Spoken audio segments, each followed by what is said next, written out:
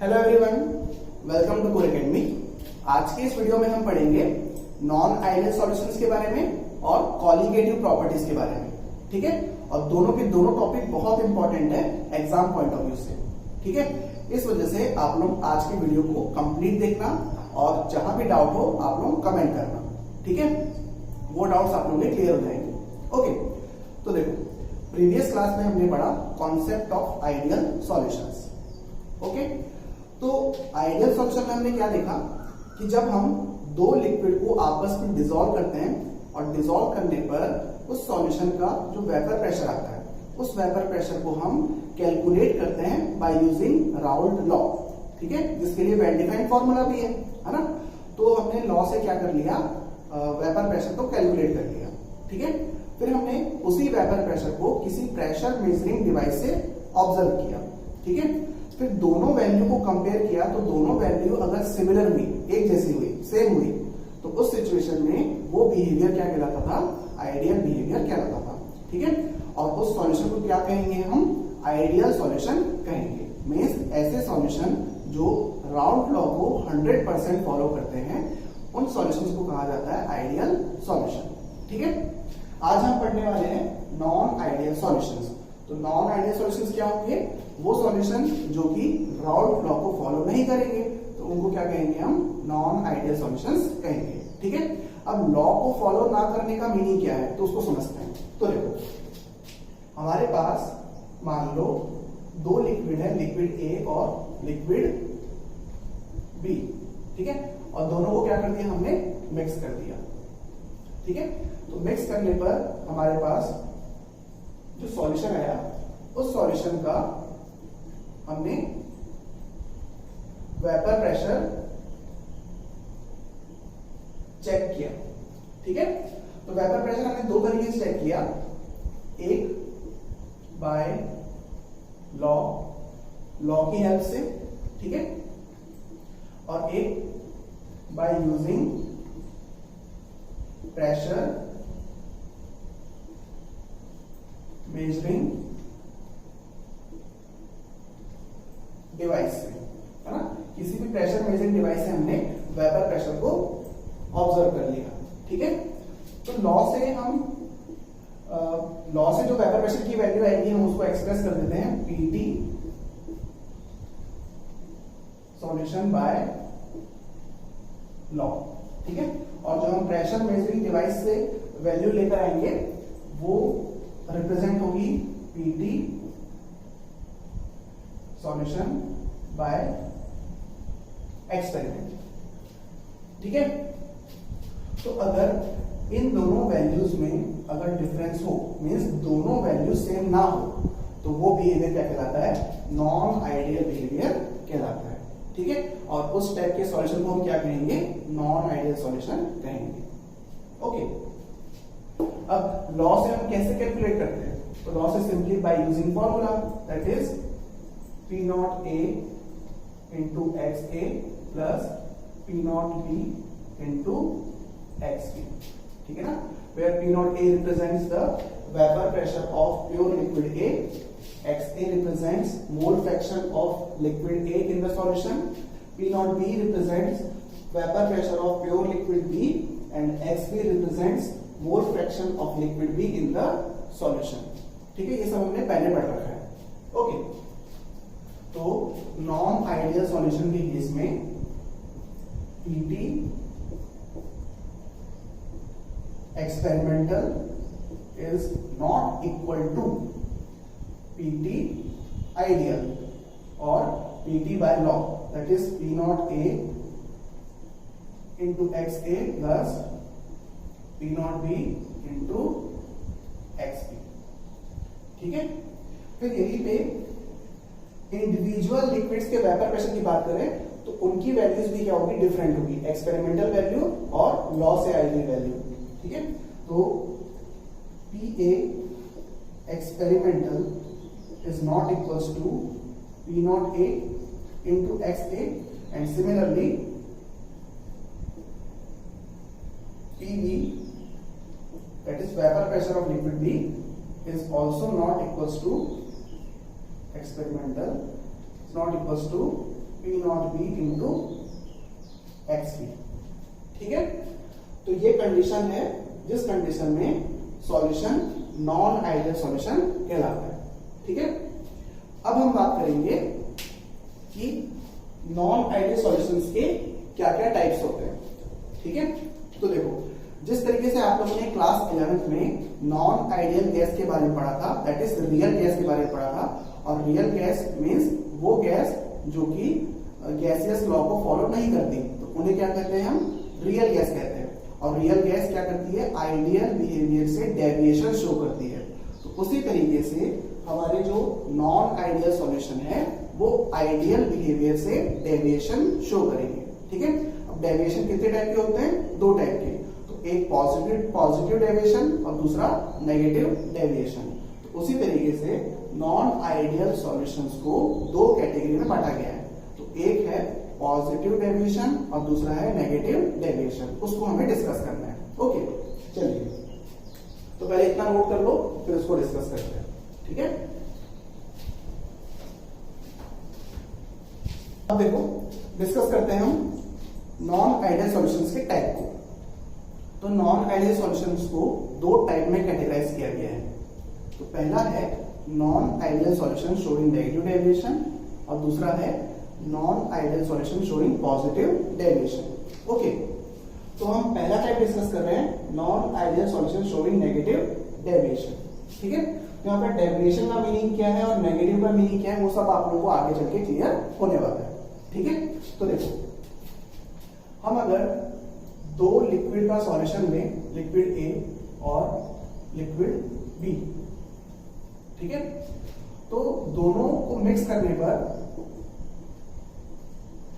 हमें जो सॉल्यूशन मिलेगा उस सॉल्यूशन के वेपर प्रेशर की वैल्यू को ऑब्जर्व करना है हमें।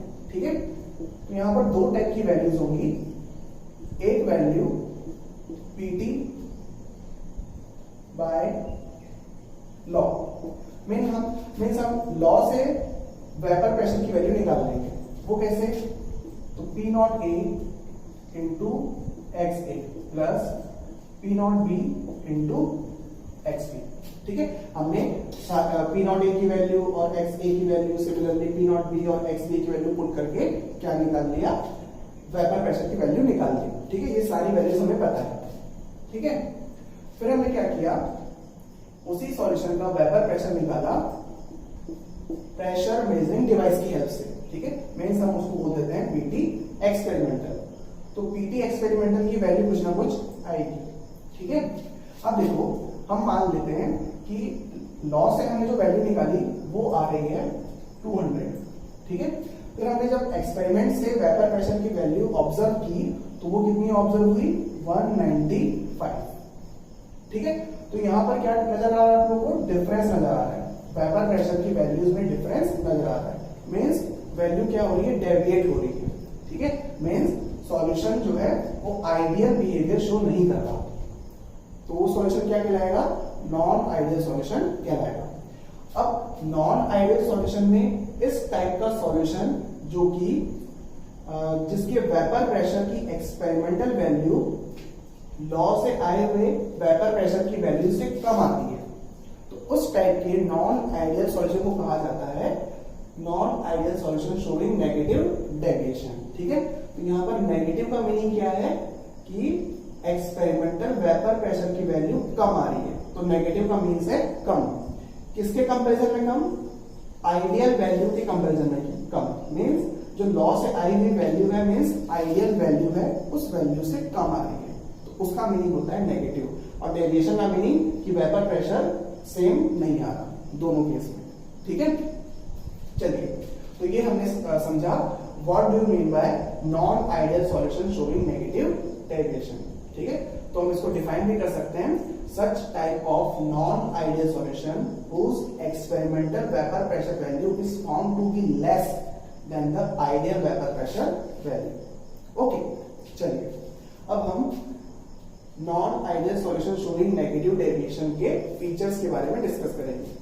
ठीक है, मींस ऐसा क्यों होता है, मतलब इसकी थ्योरीज को जानेंगे। थ्योरेटिकली वेपर प्रेशर की वैल्यू कम क्यों ऑब्जर्व हो रही है। ठीक है, तो देखिए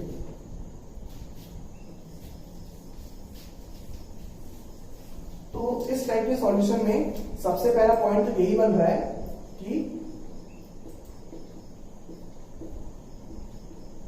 जो एक्सपेरिमेंटल वेपर प्रेशर की वैल्यू होगी वो कम होगी as compared to ideal vapour pressure or by law.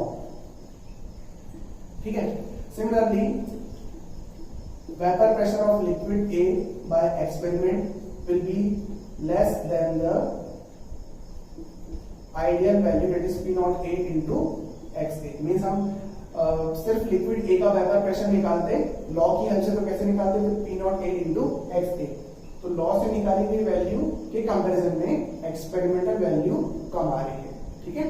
Similarly PB that is vapour pressure of liquid B is found to be experimental value is found to be less than the value determined by the law P naught B into XP। Okay, फिर अब हम इस particular deviation का reason समझेंगे। ठीक है। तो reason के पीछे थ्योरी क्या है? तो थ्योरी है inter particle force of attraction में डिफरेंस होना। ठीक है। मीन्स हमने आइडियल सॉल्यूशंस के केस में देखा था कि जो नया टाइप का इंटरेक्शन बनता है वो इंटरेक्शन पुराने इंटरेक्शन के कंपैरिजन में सेम होता है। तो उस सिचुएशन में सॉल्यूशन क्या कहलाता था? आइडियल सॉल्यूशन कहलाता था। तो नॉन आइडियल सॉल्यूशन कब कहलाएगा? जब इंटरेक्शन में कमी या फिर बढ़ोतरी होगी। ठीक है। या तो इंक्रीमेंट होगा या फिर डिक्रीमेंट होगा इंटरेक्शन में। ठीक है। तो अब आप लोग खुद सोचो कि जो हम लिक्विड्स को आपस में मिक्स कर रहे हैं, तो लिक्विड्स को आपस में मिक्स करने पर जो सॉल्यूशन बन रहा है उस सॉल्यूशन का वेपर प्रेशर हमें जो एक्सपेरिमेंटली ऑब्जर्व हो रहा है वो क्या मिल रहा है? कम मिल रहा है। तो कम क्यों मिल रहा होगा? क्योंकि वेपर्स कम बन रही होगी। ठीक है। अब वेपर्स कम क्यों बन रही होगी? तो इस वजह से बन रही होगी कि लिक्विड्स को मिलाने पर लिक्विड लिक्विड के बीच में जो इंटरेक्शन है वो क्या हो चुका है? बढ़ चुका है। ठीक है। Means new type of interaction that is AB interaction will be stronger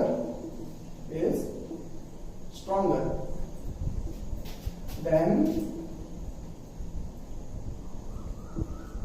AA and BB interaction। ठीक है।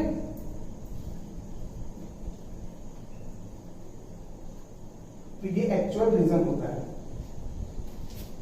ठीक है। मीन्स हमारे पास लिक्विड ए है और लिक्विड बी है। ठीक है। तो लिक्विड ए में ए के पार्टिकल्स होंगे जिनके बीच में कुछ ना कुछ इंटरेक्शन फोर्स ऑफ अट्रैक्शन लग रहा होगा। सिमिलरली लिक्विड बी है, लिक्विड बी में बी के पार्टिकल्स होंगे तो बी के पार्टिकल्स के बीच में कुछ ना कुछ फोर्स ऑफ अट्रैक्शन लग रहा होगा। ठीक है। और दोनों को मिक्स करने पर जब यहां पर सॉल्यूशन बन गया, ठीक है, तो लिक्विड ए के पार्टिकल्स लिक्विड बी के पार्टिकल्स को अट्रैक्ट करेंगे और लिक्विड बी के पार्टिकल्स लिक्विड ए के पार्टिकल्स को अट्रैक्ट करेंगे। सिमिलर मीनिंग है ना। तो ये जो नया टाइप का इंटरेक्शन है उस इंटरेक्शन की वैल्यू क्या होगी? ज्यादा होगी पुराने इंटरेक्शन के कंपैरिजन में। ठीक है। तो इस वजह से जो वेपर्स की क्वांटिटी बन रही है वो रिलेटिवली कम बन रही है जितनी बननी चाहिए थी। अब ऑब्वियस सी बात है अगर वेपर्स की क्वांटिटी कम बनेगी तो वेपर प्रेशर की वैल्यू भी क्या आएगी? कम आएगी। ठीक है। अब इसको समझो एक एग्जांपल से। For example acetone and chloroform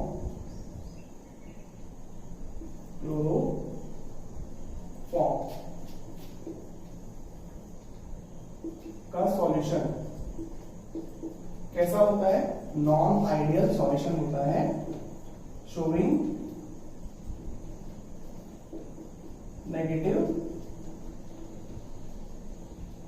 deviation. Means जब एसीटोन और क्लोरोफॉर्म को आपस में मिक्स किया जाता है तो मिक्स करने पर जो सॉल्यूशन बनेगा वो बनता है नॉन आइडियल और कैसा डेविएशन? Negative deviation. ठीक। रीजन क्या है तो उसको समझते हैं। तो देखो एसीटोन में होता है कैसा force of attraction? Dipole dipole. Types of intermolecular force of attraction आप लोगों ने क्लास 11th में गैसेस स्टेट या फिर स्टेट्स ऑफ मैटर वाले चैप्टर में पढ़ा है, ठीक है। तो इसमें होता है dipole dipole force of attraction, okay. और क्लोरोफॉर्म में भी होता है dipole dipole force of attraction, ठीक है। फिर जब एसीटोन और क्लोरोफॉर्म आपस में मिक्स हो जाते हैं, तो मिक्स होने पर एसीटोन और क्लोरोफॉर्म के बीच में जो फोर्स ऑफ अट्रैक्शन लगता है वो कौन सा लगता है? हाइड्रोजन बॉन्डिंग, ठीक है। और हाइड्रोजन बॉन्डिंग रिलेटिवली क्या होती है? स्ट्रॉन्ग होती है, ठीक। अब इसको आप लोग डायग्रामेटिकली भी समझ सकते हो, ठीक। तो उसको देखो,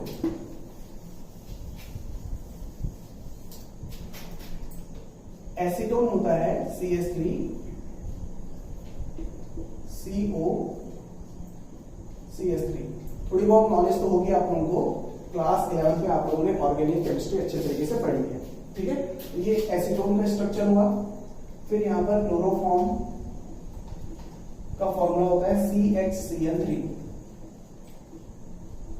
CHCl3, ये उसका स्ट्रक्चर है, ठीक है। एक अप्रोक्सीमेट स्ट्रक्चर, ठीक है। अब देखो, इस पर्टिकुलर मॉलिक्यूल में कार्बन के साथ 3-3 क्लोरीन एटम्स लगे हुए हैं, तो 3-3 क्लोरीन एटम्स इस कार्बन को काफी ज्यादा पार्शियली पॉजिटिव कर देंगे, ठीक है। मींस इस कार्बन की इलेक्ट्रोनेगेटिविटी को बढ़ा देंगे। कौन? ये तीनों क्लोरीन, क्योंकि इलेक्ट्रॉन खींचेंगे तो कार्बन का पॉजिटिव चार्ज बढ़ेगा। कार्बन का पॉजिटिव चार्ज बढ़ रहा है मींस कार्बन का न्यूक्लियर फोर्स ऑफ अट्रैक्शन बढ़ रहा है। अब अगर कार्बन का न्यूक्लियर फोर्स ऑफ अट्रैक्शन बढ़ेगा तो ये इस बॉन्ड को अपनी तरफ खींचने की टेंडेंसी रखेगा, ठीक है। तो इसकी वजह से क्या होगा? हाइड्रोजन पे आ जाएगा पार्शियल पॉजिटिव चार्ज, ठीक है। और यहां पर देखो, इस पर्टिकुलर बॉन्ड में C डबल बॉन्ड O में ऑक्सीजन होगा पार्शियल नेगेटिव चार्ज, ठीक है। तो इस मॉलिक्यूल के पार्शियली नेगेटिवली चार्ज ऑक्सीजन और इस मॉलिक्यूल के पार्शियली पॉजिटिवली चार्ज हाइड्रोजन के बीच में क्या लगने वाला है? एक inter molecular force of attraction लगने वाला है, जिसे हम क्या कहते हैं?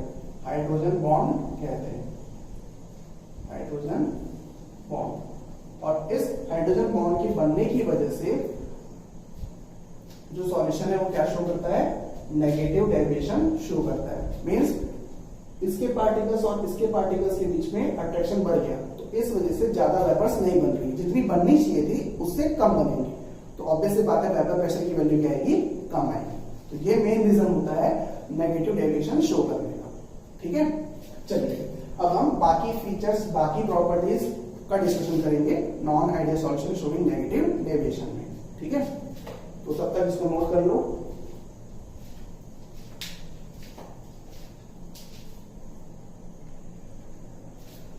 फिर अब देखो, non ideal solution showing negative deviation के कुछ और बिहेवियर के बारे में डिस्कस करते हैं।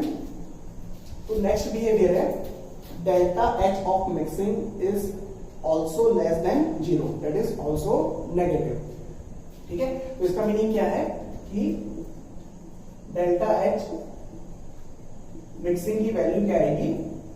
नेगेटिव आएगी, ठीक है। अब एंथैल्पी ऑफ मिक्सिंग नेगेटिव आ रही है, इसका रीजन क्या है उसको समझो आप लोग। तो अभी हमने थोड़ी देर पहले देखा कि लिक्विड A और लिक्विड B के पार्टिकल्स के बीच में कुछ ना कुछ inter particle force of attraction था, कुछ ना कुछ इंटरेक्शन था, ठीक है। अब जब हमने लिक्विड A और लिक्विड B को आपस में मिक्स कर दिया, तो आपस में मिक्स करने पर लिक्विड A और लिक्विड B के पार्टिकल्स के बीच में फोर्स ऑफ अट्रैक्शन रिलेटिवली बढ़ गया। तो ऑब्वियस सी बात है, जो अट्रैक्शन बढ़ा तो अट्रैक्शन बढ़ने की वजह से एनर्जी क्या हो जाती है? कम हो जाती है, ठीक है। मतलब सिस्टम की एनर्जी कम हो जाती है, ओके। या फिर इसको दूसरी तरीके से समझो कि मान लो इनिशियली हमारे पास लिक्विड A और लिक्विड B सेपरेटेड थे, ठीक है। तो उस वक्त उनके पास कुछ ना कुछ फोर्स ऑफ अट्रैक्शन था, ठीक है, उनकी कुछ ना कुछ एनर्जी थी, ठीक है। अब जब दोनों को आपस में मिक्स किया, तो आपस में मिक्स करने के लिए उनको डिसॉल्व होना है, तो डिसॉल्व होने के लिए पहले तो बॉन्ड ब्रेक होगा किसके किसके बीच में, लिक्विड ए के पार्टिकल्स के बीच में और लिक्विड बी के पार्टिकल्स के बीच में। तो उस बॉन्ड ब्रेकिंग के लिए एनर्जी की रिक्वायरमेंट होगी, है ना, एनर्जी रिक्वायर्ड होगी, ठीक है। तो कुछ ना कुछ एनर्जी रिक्वायर्ड है। अब उसके बाद नया बॉन्ड बना, तो जो नया बॉन्ड बना है वो नया बॉन्ड रिलेटिवली स्ट्रॉन्गर बना है। अब अगर रिलेटिवली स्ट्रॉन्गर बना तो इसका मतलब एनर्जी जो रिलीज हुई वो ज्यादा रिलीज होगी एज कंपेयर टू रिक्वायर्ड। तो अगर रिक्वायर्ड एनर्जी या फिर रिक्वायर्ड एंथैल्पी की वैल्यू रिलीज्ड एंथैल्पी के कंपैरिजन में कम आई तो फाइनल वैल्यू क्या आएगी, नेगेटिव आएगी, ठीक है। फॉर एग्जांपल जो ओल्ड बॉन्ड्स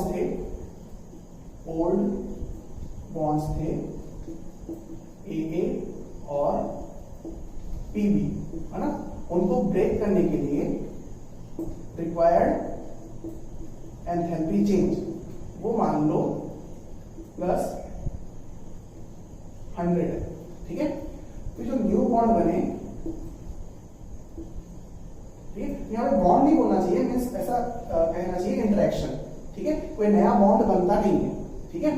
जस्ट क्या होता है, पार्टिकल्स एक दूसरे को अट्रैक्ट करते हैं, ठीक है। तो उसी अट्रैक्शन को मैं क्या नाम दे रहा हूँ, बॉन्ड का नाम दे रहा हूँ। तो जो न्यू बॉन्ड बना, न्यू इंटरेक्शन बना, दैट इज AB इंटरेक्शन। तो उसमें जो एनर्जी रिलीज हुई,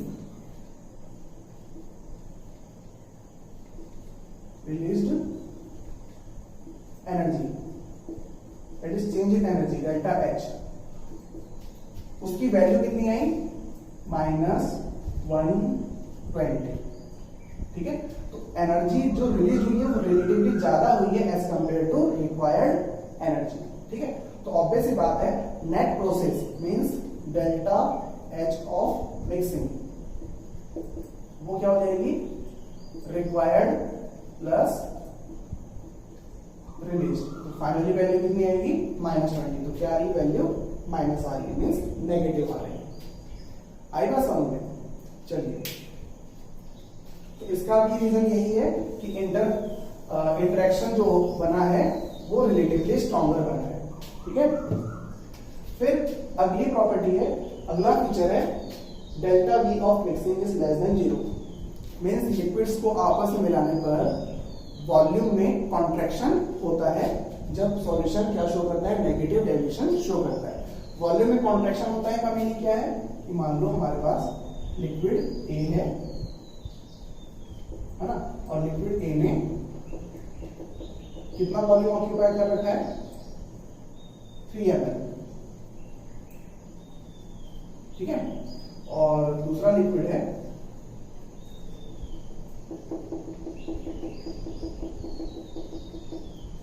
लिक्विड B, और लिक्विड B ने लेट्स सपोज यहां पर 2 ml ऑक्यूपाई कर रखा है, ठीक है। फिर हम दोनों को मिक्स करेंगे, और दोनों को मिक्स करके एक बड़े कंटेनर में इंट्रोड्यूस कर रहे हैं, ठीक है। तो यहां पर दोनों ने एक साथ जो वॉल्यूम ऑक्यूपाई किया वो कितना ऑक्यूपाई किया, लेट्स सपोज 4.5 ml, ठीक है। अब ऑब्जर्व करो कि इसका वॉल्यूम था 3 ml और इसका वॉल्यूम था 2 ml, दोनों को आपस में मिक्स करने पर वॉल्यूम कितना मिला, 4.5 ml, ठीक है। तो इसका मतलब क्या हो रहा है, इनिशियली टोटल वॉल्यूम कितना था, 3 + 2 दैट इज 5 ml, और फाइनली सॉल्यूशन बनने पर ए और बी के सॉल्यूशन बनने पर वॉल्यूम कितना आ रहा है, ऑब्जर्व हो रहा है हमें 4.5 ml, मींस वॉल्यूम क्या हो गया है, कॉन्ट्रैक्ट हो गया है, ठीक है। अब वॉल्यूम कॉन्ट्रैक्ट हुआ तो जब हम दोनों में डिफरेंस निकालेंगे तो final minus initial, that is 4.5 minus 5 कितना आएगा, -0.5, मींस वैल्यू क्या आएगी, नेगेटिव आएगी, ठीक है। और ये कौन से केस में होता है, तो ये होता है नेगेटिव डेविएशन वाले नॉन आइडियल सॉल्यूशन के केस में। और ऐसा क्यों होता है, तो उसका भी रीजन वही है कि जो नया टाइप का इंटरेक्शन बना है, दैट इज AB टाइप का इंटरेक्शन, वो रिलेटिवली स्ट्रॉन्गर बना है। तो क्या हुआ कि पार्टिकल्स एक दूसरे को अट्रैक्ट कर रहे हैं, खींच रहे हैं, तो खींचने तो ऑब्वियस बात है क्या होगा, वॉल्यूम में कॉन्ट्रैक्शन होगा, और अगर वॉल्यूम में कॉन्ट्रैक्शन होगा तो उस सिचुएशन में वॉल्यूम क्या आएगा, कम आएगा प्रीवियस वॉल्यूम्स के कंपैरिजन में, और इस तरीके से डेल्टा V ऑफ मिक्सिंग क्या आएगी, लेस देन 0 आएगी, ठीक है। फिर बाकी जो फीचर्स है that is delta S that is entropy change, वो तो पॉजिटिव हो गई होगी, ठीक है, वो चाहे किसी भी टाइप का सॉल्यूशन हो। और उसी तरीके से delta G that is gives energy change, उसकी वैल्यू भी नेगेटिव होगी। तो वो पुराने फीचर्स की तरह ही है ना। ओके, तो ये कॉन्सेप्ट हुआ non ideal solution showing negative deviation, ठीक है। फिर कुछ और एग्जांपल्स दिए, सम अदर एग्जांपल्स।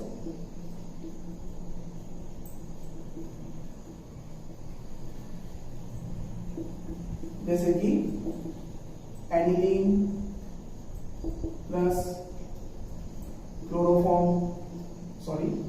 एसीटोन, ठीक है, फिर वाटर प्लस HNO3, फिर वाटर प्लस HCl एक्सेट्रा, ठीक है। ये कुछ और एग्जांपल्स है किसके, non ideal solution showing negative deviation. Okay, चलिए इतना नोट कर लो, फिर उसके बाद नेक्स्ट टाइप डिस्कस करेंगे, non ideal solution showing positive deviation.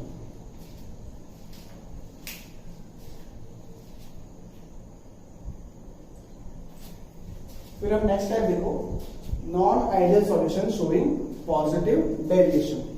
Okay, तो इस टाइप का सॉल्यूशन जस्ट अपोजिट होगा non ideal solution showing negative deviation से, ठीक है।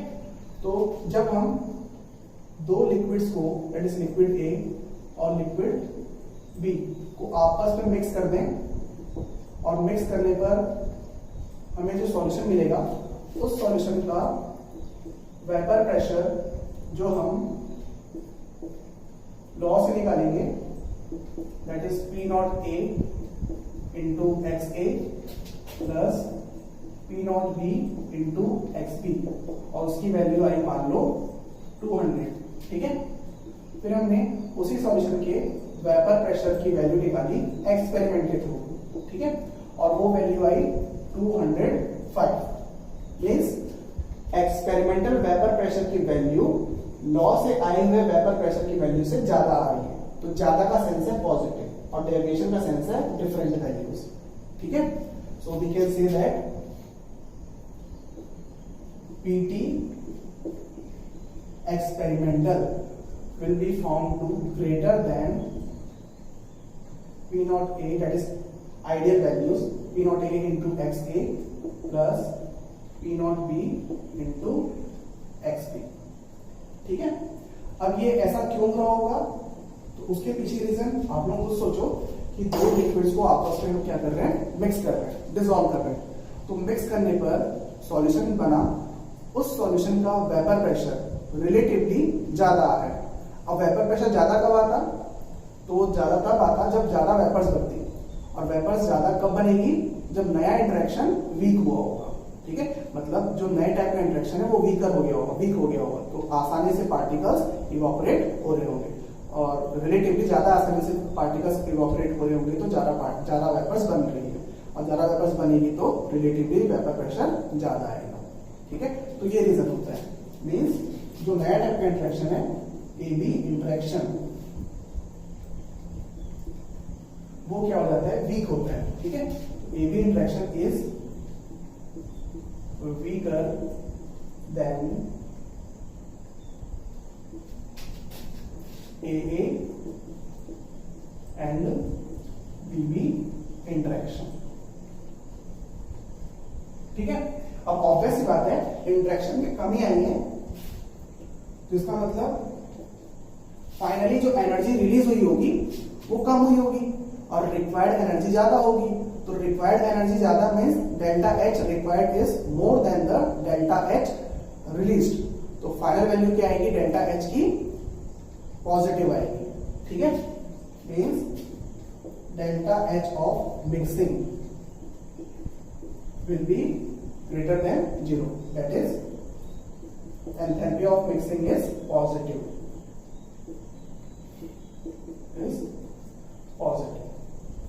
ठीक है।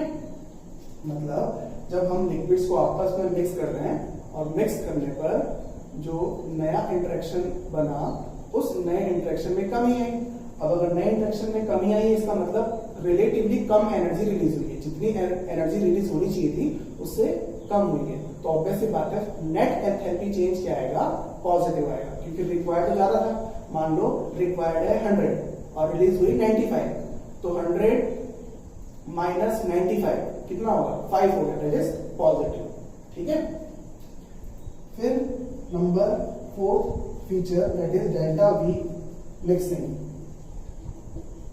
अब इसको सोचो, दो लिक्विड्स को आपस में मिक्स कर रहे हैं और मिक्स करने पर वो दोनों लिक्विड्स आपस में सही तरीके से अट्रैक्ट नहीं हो रहे, मींस दूर दूर जा रहे हैं, क्योंकि फोर्स ऑफ अट्रैक्शन कम है।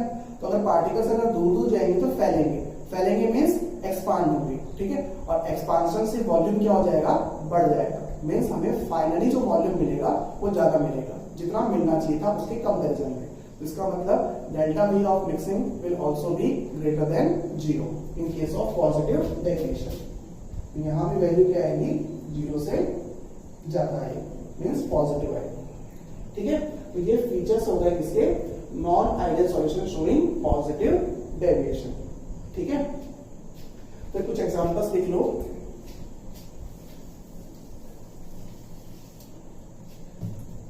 For examples, water plus ethyl alcohol, means ethyl alcohol और वाटर को मिक्स किया जाता है तो नॉन आइडियल सॉल्यूशन बनता है जो पॉजिटिव डेविएशन शो करता है। ठीक है। फिर similarly chloroform that is CaCl3 and carbon tetra chloride, तो ये भी क्या शो करता है, पॉजिटिव डेविएशन शो करता है। CHCl3 sorry chloroform plus carbon tetra chloride, तो कार्बन टेट्रा क्लोराइड भी लिक्विड है और क्लोरोफॉर्म भी लिक्विड है, और दोनों लिक्विड को आपस में मिक्स करने पर पॉजिटिव डेविएशन शो करते हैं। ठीक है। फिर एसीटोन प्लस कार्बन डाइसल्फाइड, तो दोनों लिक्विड को मिक्स करने पर पॉजिटिव डेविएशन शो होता है। ठीक है। तो ये कुछ एग्जांपल्स है आप लोगों के सामने, है ना।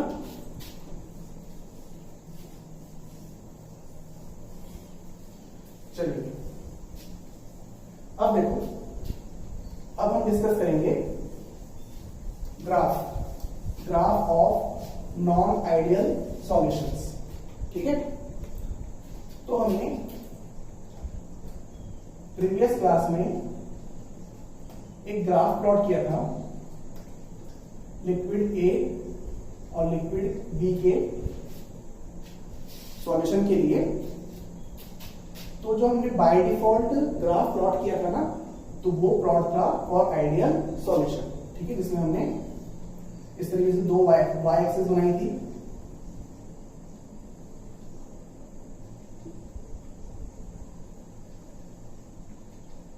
इस तरफ ए का वेपर प्रेशर P0 A और यहां पर P0 B, और एक्स एक्सिस में मोल फ्रैक्शन ऑफ बी को वेरी कर रहे थे। स्टार्टिंग में बी 0 था, mole fraction of B is 0 and the entire liquid is liquid A, so mole fraction of liquid A is equals to 1. So we can say that initially we have only liquid A, so its vapor pressure will be its pure vapor pressure, that is P0 A.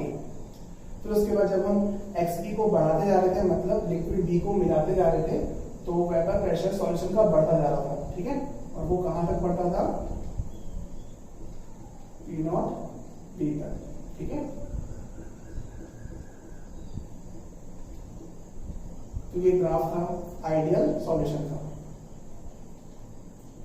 PT ideal. ठीक है। फिर यहीं पे हमने ए का भी graph खींचा था, वेपर प्रेशर ऑफ लिक्विड ए, वो भी स्ट्रेट लाइन आया था।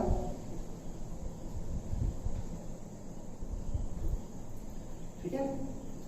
और बी का वो भी स्ट्रेट लाइन आया था इस तरीके से।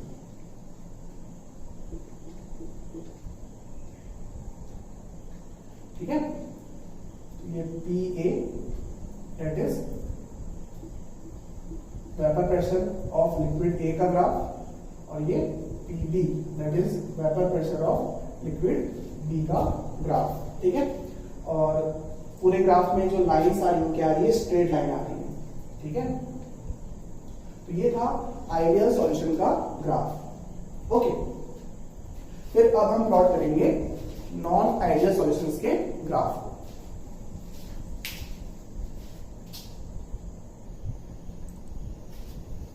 फिर आप देखो यहां पर मैंने ग्राफ प्लॉट किए हैं।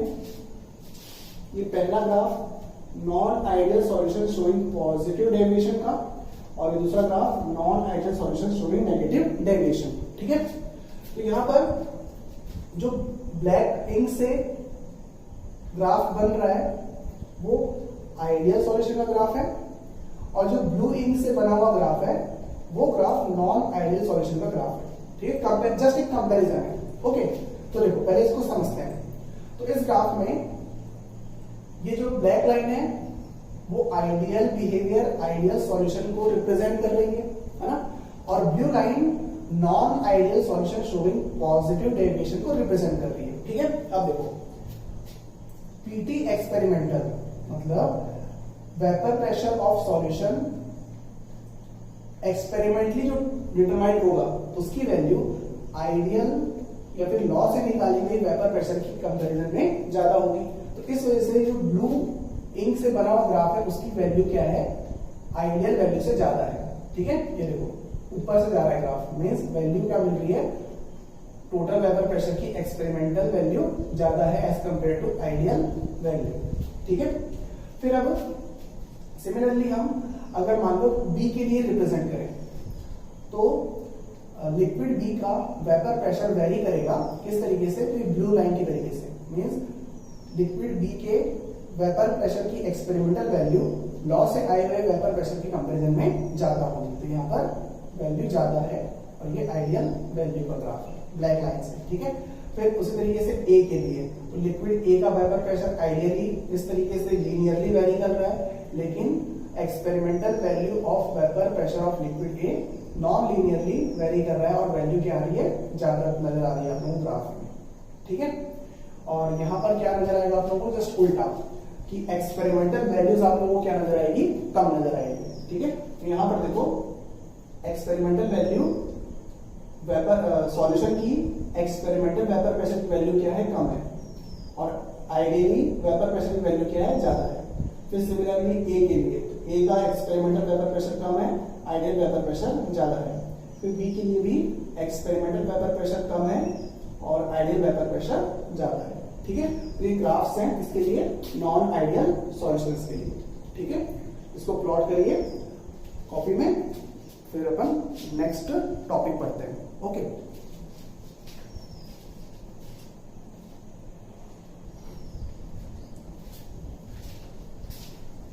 अब हम पढ़ेंगे colligative properties of solution, means इस चैप्टर का सबसे इंपॉर्टेंट टॉपिक। ठीक है, तो कॉलिगेटिव प्रॉपर्टीज का मीनिंग क्या होता है, those properties which depend on the number of particles of the solute only, not on their nature. ठीक है, मींस अभी मैंने जो स्टेटमेंट बोला वो आप लोगों को धीरे धीरे करके समझ में आएगा। ओके, तो देखिए सबसे पहली चीज कॉलिगेटिव प्रॉपर्टी किसकी प्रॉपर्टी है, सॉल्यूशंस की प्रॉपर्टी है। ठीक है, मींस किसी इंडिविजुअल लिक्विड की प्रॉपर्टी नहीं है ना, या फिर किसी इंडिविजुअल सब्सटेंस की प्रॉपर्टी नहीं है। ओके, फिर हम इस पर्टिकुलर टॉपिक में कॉलिगेटिव प्रॉपर्टीज में जब हम सॉल्यूशन का डिस्कशन करते हैं तो सॉल्यूशन कौन सा टाइप का होना चाहिए, solid in liquid. Means specially हम ऐसे सॉल्यूशंस की कॉलिगेटिव प्रॉपर्टी का डिस्कशन करते हैं जिसमें लिक्विड सॉल्वेंट हो और सॉलिड सॉल्यूट हो। ठीक है, means solid dissolve in liquid. ठीक है, फिर साथ ही साथ ये सॉल्यूट कैसा होना चाहिए, नॉन वॉलेटाइल, नॉन वॉलेटाइल। ठीक है, फिर कुछ कंडीशंस हैं जिन कंडीशंस में हम इस पर्टिकुलर टॉपिक को पढ़ते हैं, that is colligative property of the solution. ठीक है, अब कॉलिगेटिव प्रॉपर्टी का मीनिंग क्या होता है इसको समझते हैं। तो देखो, हमारे पास मान लो कोई लिक्विड है, लिक्विड ए, ठीक है, और ये कौन सी कंडीशन में है? प्योर कंडीशन में, प्योर लिक्विड ए। तो इस लिक्विड की एक property that is vapour pressure, vapour pressure. तो वेपर प्रेशर की वैल्यू कुछ ना कुछ होगी एक पर्टिकुलर टेम्परेचर पे। जब तक हम टेम्परेचर चेंज नहीं करेंगे तब तक इस लिक्विड का वेपर प्रेशर चेंज नहीं होगा, ठीक है। अब बात आती है कि लिक्विड के मैं 5 मोल लूं, इस लिक्विड के मैं 5 मोल लूं या फिर 10 मोल लूं, वो मैटर नहीं करता। उस पर्टिकुलर लिक्विड का वेपर प्रेशर फिक्स रहेगा एक पर्टिकुलर टेम्परेचर पे, ठीक है। लेकिन अगर मैं इस लिक्विड में कोई सॉलिड डिसॉल्व कर दूं, ठीक है, तो ये क्या बन जाएगा? सॉल्यूशन बन जाएगा। ओके, तो हमने क्या किया? अभी सॉलिड को लिक्विड में डिसॉल्व कर दिया, तो क्या बन गया? सॉल्यूशन बन गया। अब जब ये सॉल्यूशन बना तो इस सॉल्यूशन में जो वेपर प्रेशर होगा वो वेपर प्रेशर किसका होगा? उसी लिक्विड का होगा। Vapour pressure of liquid A in solution, ठीक है। मतलब इस सॉल्यूशन कंडीशन में लिक्विड ए का वेपर प्रेशर क्या होगा? चेंज हो गया। मींस वेपर प्रेशर पहले जैसा नहीं रहा, ठीक है।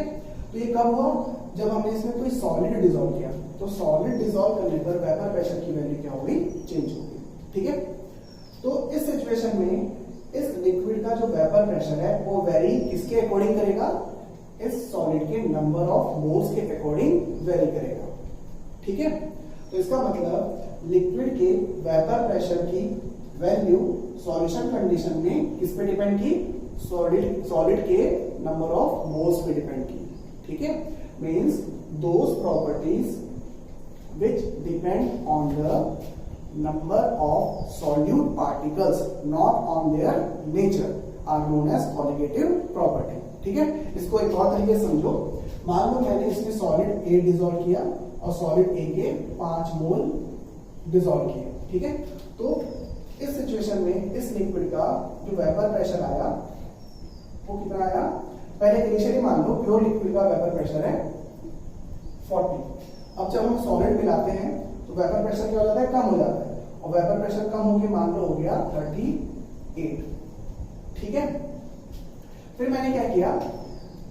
सॉलिड बी मिला दिया और सॉलिड बी के भी 5 ही मोल मिलाए, ठीक है। कोई दूसरा सॉलिड मिलाया है तो उसके भी जब मैंने 5 मोल मिलाया ना तब भी वेपर प्रेशर कितना आया? 38 आया।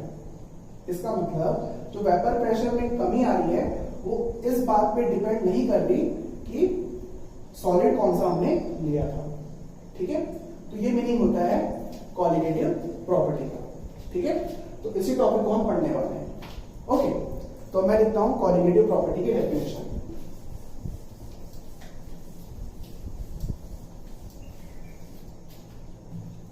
तो colligative property means those properties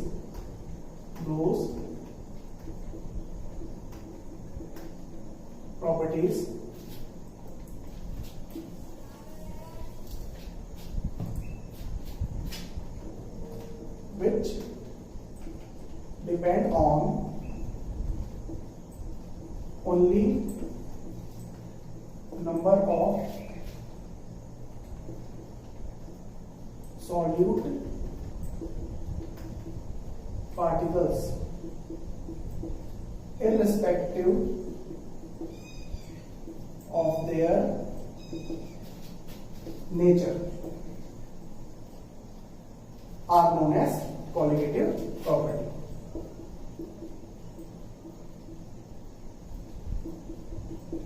Colligative properties, ठीक है। फिर कौन सी कॉलिगेटिव प्रॉपर्टीज होती है? तो देखो, पहली कॉलिगेटिव प्रॉपर्टी है relative lowering in vapor pressure, in short RLVP, ठीक है। इसके बारे में हमने पहले पढ़ रखा है, ठीक है। एक बार और डिस्कस करेंगे। फिर सेकंड होती है elevation in boiling point. Okay, फिर थर्ड है डिप्रेशन इन फ्रीजिंग पॉइंट, और फोर्थ है ऑस्मोटिक प्रेशर। तो ये 4 कॉलिगेटिव प्रॉपर्टीज होती है जिसे हमें पढ़ना है, ठीक है। और यही टॉपिक सबसे ज्यादा इंपॉर्टेंट टॉपिक होता है इस चैप्टर का, ठीक है। चलिए इतना नोट करिए, फिर आगे बढ़ते हैं। ओके,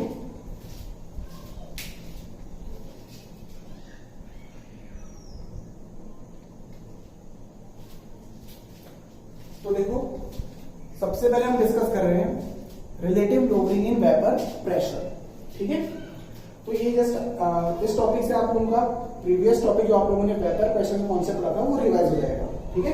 मींस आप लोग ये टॉपिक पढ़ चुके हो, ठीक है। तो देखो कॉन्सेप्ट क्या है कि हमारे पास अगर कोई लिक्विड है ना, वो है प्योर लिक्विड, और नाम दे देते हैं हम उस लिक्विड को ए, ठीक है। इस प्योर लिक्विड का कुछ ना कुछ वेपर प्रेशर होगा, उसको हम पी नॉट ए से डिनोट कर देते हैं, ठीक है। और इस लिक्विड का वेपर प्रेशर लिक्विड की क्वांटिटी पे डिपेंड नहीं करेगा, इस लिक्विड के कितने मोल्स लिए गए उस पर डिपेंड नहीं करेगा, ठीक है। उसकी फिक्स क्वांटिटी होती है पर्टिकुलर टेम्परेचर पे, ठीक है। लेकिन जब हम इसमें सॉल्यूट ऐड करेंगे, on adding non volatile solute, तो उस सिचुएशन में उस लिक्विड का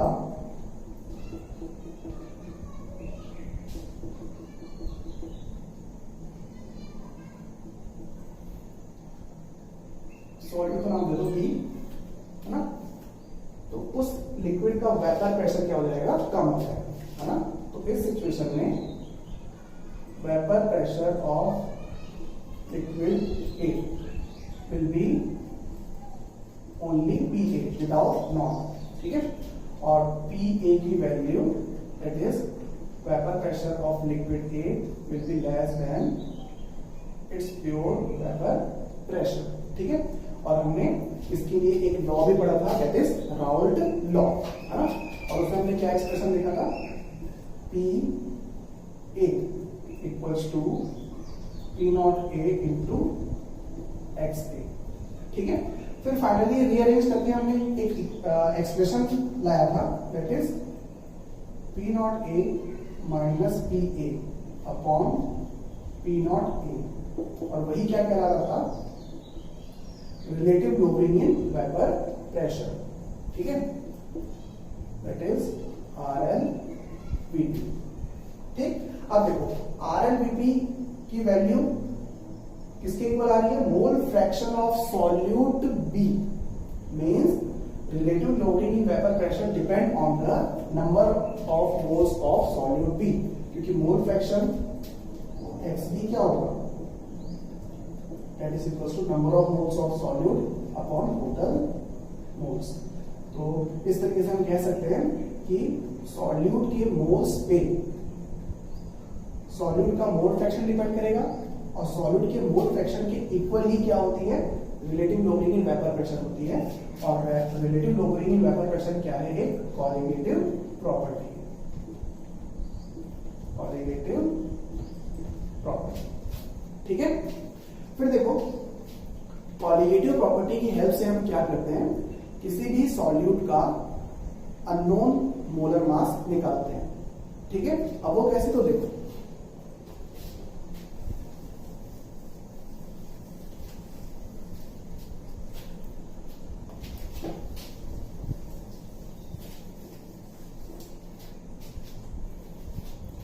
मान लो हमने किसी लिक्विड ए में ऐसा कुछ वाटर है ना, ये क्या है, वाटर, और वाटर हमने लिया 100 ग्राम, ठीक है। इसमें कोई अननोन सॉल्यूट मिला है, unknown non volatile solute add कर रहे हैं, ठीक है, और उसका लेट सपोज 5 ग्राम डिसॉल्व कर रहे हैं, ठीक है। तो 5 ग्राम क्या है, इस अननोन सॉल्यूट का मास है, और 100 ग्राम क्या है, इस सॉल्वेंट का मास है, ठीक है। फिर सॉल्यूट को मिलाने पर सॉल्यूशन का कुछ ना कुछ वेपर प्रेशर आएगा, ठीक है, और इस वाटर का एक पर्टिकुलर टेम्परेचर पे प्योर स्टेट में कुछ ना कुछ वेपर प्रेशर होता है, ठीक है। तो देखो P0 of water minus P0 of solution, ठीक है, अपॉन P0 ऑफ वाटर, ठीक है। तो इसकी वैल्यू भी हमें पता है, इसकी वैल्यू भी हमें पता है, ठीक है, ये हमने कैलकुलेट कर ली है, ठीक है। फिर इसकी वैल्यू किसके आएगी, इक्वल आएगी mole fraction of solute B that is equal to NB upon Na plus NB, ठीक है। फिर इफ सॉल्यूशन इज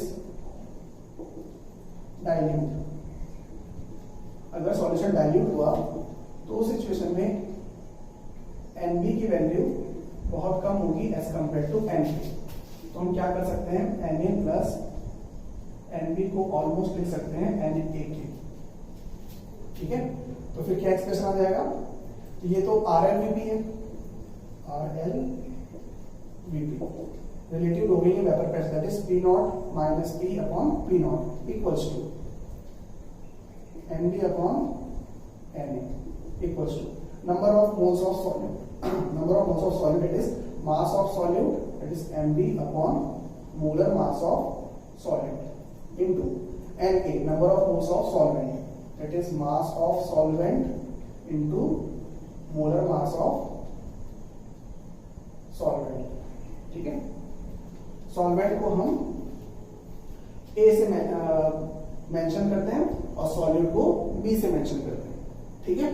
तो A यहां पर वाटर है और B क्या है, सॉल्यूट है, ठीक है। चलिए अब देखो यहां पर हमें RLVP की वैल्यू पता है, सारी वैल्यूज पुट करके हम वैल्यू निकाल सकते हैं। फिर मास of solute that is MB की वैल्यू भी पता है। फिर MMA that is molar mass of solvent, तो वाटर का फॉर्मूला H2O, उसका मोलर मास हमें पता है 18, तो इसकी वैल्यू भी हमें पता है। फिर उसके बाद मास ऑफ सॉल्वेंट दैट इज 100 ग्राम, इसकी वैल्यू भी पता है। तो हम क्या निकाल सकते हैं, molar mass of unknown solute निकाल सकते हैं, ठीक है। तो इससे आसानी से निकल जाएगा molar mass of unknown solute निकल जाएगा। तो क्या बनेगा एक्सप्रेशन हमारे पास, mm of solute will be equals to mass of solute in gram into molar mass of solvent in gram upon ये RLVP नीचे जाएगा, RLVP relative lowering in vapour pressure into क्या रहेगा, मास ऑफ सॉल्वेंट। इस तरीके से हम क्या निकाल सकते हैं, सॉल्यूट का मोलर मास कैलकुलेट कर सकते हैं with the help of one of the qualitative property that is relative lowering in vapour pressure, ठीक है। चलिए तो आज हमने डिस्कस की पहली qualitative property that is relative lowering in vapour pressure, ठीक है। फिर हम नेक्स्ट क्लास में बची हुई 3 properties that is elevation in boiling point, depression in freezing point and osmotic pressure को डिस्कस करेंगे, ठीक है। तो आज के लिए इतना, बाकी सब नेक्स्ट क्लास में पढ़ेंगे, ठीक है। चलिए।